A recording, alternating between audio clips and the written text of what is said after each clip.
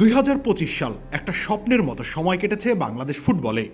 বাংলাদেশের ঝিমিয়ে পড়া ফুটবলে এক নবজোয়ার হয়ে আগমন ঘটে হামজা দেওয়ান চৌধুরীর। খরায় মাঠঘাট ফেটে চৌচির এমন সময় স্বস্তির বৃষ্টির মতো করেই হামজার আগমন। সেই মেঘ ক্রমশ হয়েছে ভারী।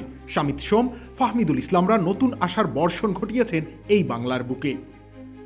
বাংলাদেশের ফুটবল প্রাণ ফিরে পেল যেন। এক পশলা বৃষ্টি ঠিক যেমন কৃষকের মুখে হাসির সঞ্চার ঘটায়, ঠিক তেমন হাসি ফুটে উঠেছিল সকলের মুখে। স্বপ্ন বুনেছিল সকলে মিলে এশিয়া কাপের মূল পর্বে খেলবে বাংলাদেশ, কিন্তু সেই স্বপ্নটা অন্তিম লগ্নের এক একটা গোলে হয়েছে ধূলিসাৎ।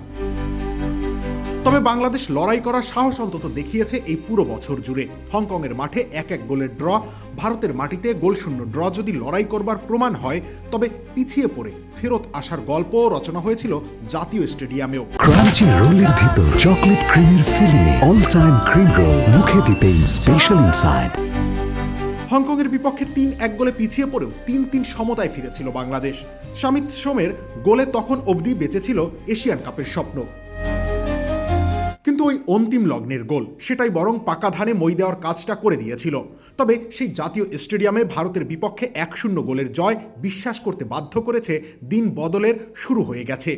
তাই তো অর্থাভাবে খুঁড়িয়ে খুঁড়িয়ে চলা ফুটবলে বয়ে গেছে পৃষ্ঠপোষকতার বন্যা। কিন্তু তবুও দিনের শেষ লগ্নে সবকিছুই ম্লান ঠেকেছে। হামজা যে জাগরণের জোয়ার নিয়ে হাজির হয়েছিলেন, সেই জোয়ার ছুঁয়ে যায়নি দেশের ঘরোয়া ফুটবলকে। সেই ভঙ্গুর দশা এখনও বিদ্যমান, কিন্তু হামজার হাত ধরে মায়ার টানে বহু প্রবাসী ফুটবলার এই লাল সবুজের প্রতিনিধি হতে চেয়েছে, উন্নত দেশগুলোর সুযোগ সুবিধা পায়ে ঠেলে। সে ধারার বিপরীত ঘটনাও বিষাদের চাদরে ঢেকে দিয়েছে আরহাম ইসলামের অস্ট্রেলিয়ার হয়ে খেলতে চলে যাওয়া। সেখানে বরং ফুটে উঠেছিল প্রদীপের নিচের অন্ধকার। যতই দিন বদলের হাকডাক হোক না কেন, দিন শেষে গতানুগতিক মধ্যবিত্ত মানসিকতা থেকে এখনও পুরোপুরি নিস্তার মেলেনি বাংলাদেশের ফুটবলের। যে আস্থা করে নিক্ষেপিত হয়েছিল ফুটবল, সেই আবর্জনার স্তূপ ঠেলে ফুটবলকে বাঁচিয়ে তোলা ভীষণ কষ্টকর। তবুও কিছু পাগলাটে সমর্থকরা স্বপ্ন বাঁচিয়ে রাখার সংগ্রাম করে যাচ্ছেন প্রতিনিয়ত। তাদের স্বপ্নের সারথি হতে পারবে তো নীতি নির্ধারক কর্তা ব্যক্তিরা? নতুন বছরে সেই প্রশ্নের উত্তর মেলাতে চাইবে সকলেই। রবিউল ইসলাম রনি, খেলা ৭১।